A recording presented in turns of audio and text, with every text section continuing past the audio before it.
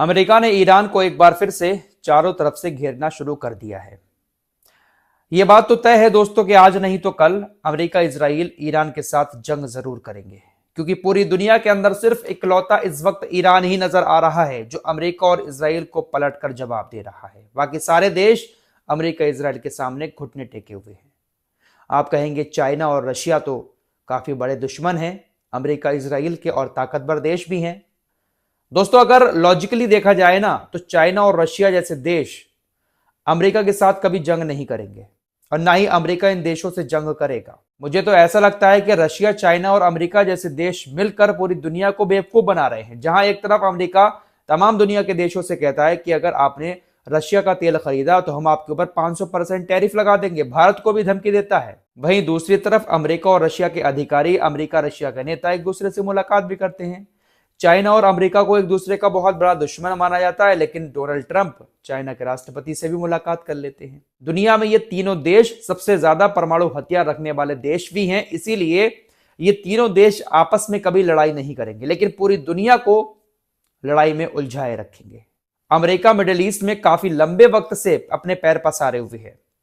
जितने भी अरबी देश हैं, इन तमाम अरबी देशों को अमेरिका ने अपना गुलाम बना रखा है, लेकिन अब कुछ टाइम से ईरान इन लोगों के सामने डटकर खड़ा हुआ। ईरान ने अपनी ताकत को मजबूत किया, परमाणु हथियार भी बनाने पर फोकस किया, बहुत सारी मिसाइलें भी बना ली और अब शायद दुनिया में सिर्फ ईरान ही एक ऐसा देश है जो इनको जवाब देने की धमकियां देता है।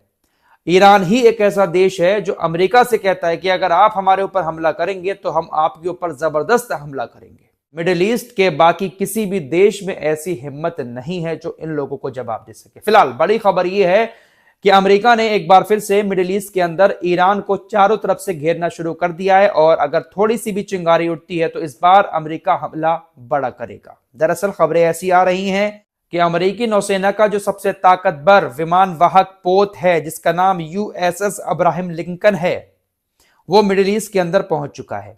अमेरिका का ये जो विमान वाहक पोत है यूएसएस अब्राहम लिंकन, ये कोई छोटा मोटा विमान वाहक पोत नहीं है, अपने आप में पूरा किला है।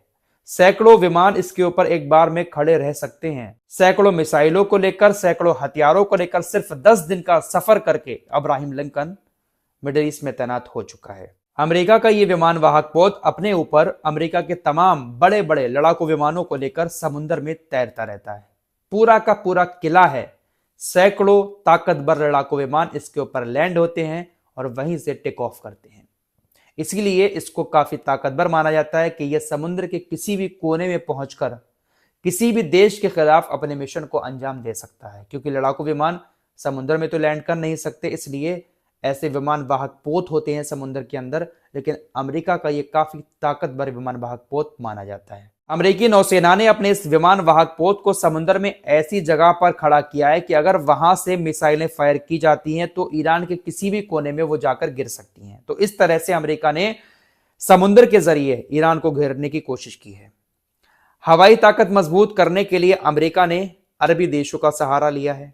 कतर के अंदर अमेरिका का बेस बना हुआ है, आपको मालूम ही है। तो खतरनाक अमेरिका के पास जो V-52 बॉम्बर्स हैं उनको कतर के अंदर तैनात कर दिया है। साथ ही साथ जॉर्डन के अंदर F-15E स्ट्राइक ईगल्स को भी अमेरिका ने तैनात कर दिया है।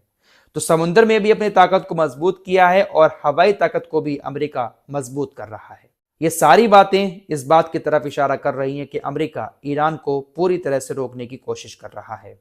हालांकि डोनाल्ड ट्रंप की तरफ से कहा गया है कि ये सिर्फ इसलिए तैनाती की जा रही है ताकि हम अपनी ताकत को दिखा सकें, हमला करने का हमारा इरादा नहीं है। हालांकि अगर कुछ बातें हमारी नहीं मानी जाती हैं तो हम हमला भी कर सकते हैं। अब अमेरिका को यह बात मालूम है कि अगर हम ईरान के ऊपर हमला करेंगे तो ईरान पलटवार जरूर करेगा, क्योंकि धमकियां ईरान भी कम नहीं दे रहा है, खतरनाक धमकियां आ रही हैं। अब्राहम लिंकन जब पहुंचा समुद्र के अंदर, सामने से धमकियां आना शुरू हो गई कि अगर कोई भी जुर्रत की अमेरिका ने तो हश्र बहुत बुरा होगा।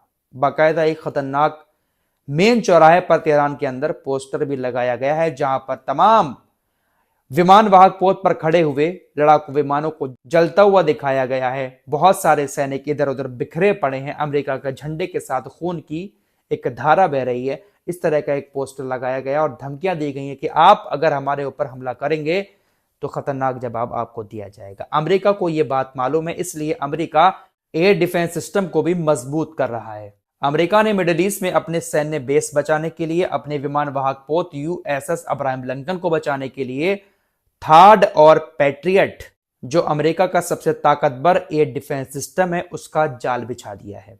और यह जाल कहां कहां पर बिछाया है? सऊदी अरब, कुवैत और कतर के अंदर। अमेरिका ने अपने ताकतवर एयर डिफेंस सिस्टम थार्ड और पैट्रियट को तैनात कर दिया है, ताकि अगर ईरान पलटवार करता है तो तमाम देशों से हम अपने एयर डिफेंस सिस्टम को एक्टिव करके ईरान के उन हमलों को रोकने की कोशिश करें। ईरान अगर पलटवार करेगा तो सऊदी अरब से भी उसके हमले को रोका जाएगा, कतर से भी, कुवैत से भी, और इधर जॉर्डन और मिस्र तो बैठे हुए हैं, साथ ही साथ इजराइल भी है। तो तमाम देश ईरान के हमलों को रोकने की कोशिश करेंगे और ये रोकेंगे भी दोस्तों। ऐसा नहीं है कि सऊदी, कुवैत या कतर जैसे देश कुछ ना करें, क्योंकि वहां पर थर्ड एयर डिफेंस सिस्टम रखे हुए हैं और इजाजत लेकर ही रखे गए हैं, और इसलिए रखे गए हैं कि अगर आपके देश से कोई मिसाइल गुजरेगी तो इसको हम रोकेंगे। तो अमेरिका इस तरह से ईरान को घेरने का जाल बिछा रहा है, लेकिन ईरान की तरफ से पलटकर यही कहा जा रहा है कि अगर तुम हवा बोओगे तो तूफान काटोगे। ये जो पोस्टर लगाया गया बीच चौराहे पर तेहरान के अंदर, ईरान में, उसमें यही बात लिखी हुई थी कि अगर तुम हवा बोओगे तो फिर तूफान काटोगे। कहते नहीं है कि आप अगर कुछ गलत बोओगे तो गलत ही काटोगे। फसल को लेकर एग्जाम्पल दिया जाता है कि गलत बीज बोओगे तो गलत ही फसल काटने को मिलेगी, इसीलिए कहा गया है कि अगर तुम हवा बोओगे तो तूफान काटोगे। दोस्तों, ईरान में हाल ही में जो कुछ हुआ था आप सभी को मालूम है, किस तरह के विरोध प्रदर्शन सरकार के खिलाफ हुए, लेकिन अब प्रदर्शन रुक गए हैं। ईरान की सेना सड़कों पर उतरी और विरोध प्रदर्शन खत्म हो गए। अब ईरान को लेकर एक बहुत बड़ा दावा किया जा रहा है। ईरान के अंदर जो विपक्षी मीडिया है, सरकार के खिलाफ जो मीडिया बोलता है, उसकी तरफ से यह दावा किया जा रहा है कि 8 और 9 तारीख के बीच में ईरान के अंदर तकरीबन 36,000 लोगों को आईआरजीसी ने मार दिया। आईआरजीसी और बसीज आर्मी जो है ईरान की, उन्होंने साथ ही साथ इराक और सीरिया से भी कुछ लोग आए थे, जिन्होंने एक साथ मिलकर सिर्फ एक रात में 8 से 9 तारीख के बीच में 36,000 लोगों को कथित तौर पर मार दिया। ये प्रोपेगेंडा फैलाया जा रहा है। दोस्तों, अगर 36,000 लोगों की मौत हुई होती तो अब तक दुनिया में हाहाकार मच गया होता। सिर्फ एक दिन की बात बताई गई है कि 8 से 9 तारीख के बीच में विरोध प्रदर्शन कर रहे लोगों के ऊपर गोलियां बरसाकर मार दिया गया। ईरान के अंदर मौतें तो हुई हैं दोस्तों, लेकिन इतनी मौतें नहीं हुई जितना आंकड़ा बताया जा रहा है। तो इस तरह के प्रोपेगेंडा के साथ ही दुनिया को बेवकूफ बनाकर अपना काम निकाला जाता है। फिलहाल ईरान इस वक्त सबसे ज्यादा अमेरिका इजराइल की नजर में खटक रहा है। आज नहीं तो कल ईरान की एक छोटी सी भी मिस्टेक ईरान के लिए काफी मुसीबत पैदा कर सकती है, और अमेरिका इजराइल इसके लिए तैयार बैठे हैं। इस रिपोर्ट में इतना ही। कुछ और खबरों के साथ फिर हाजिर होऊंगा। अपना ख्याल रखिएगा। अल्लाह हाफिज।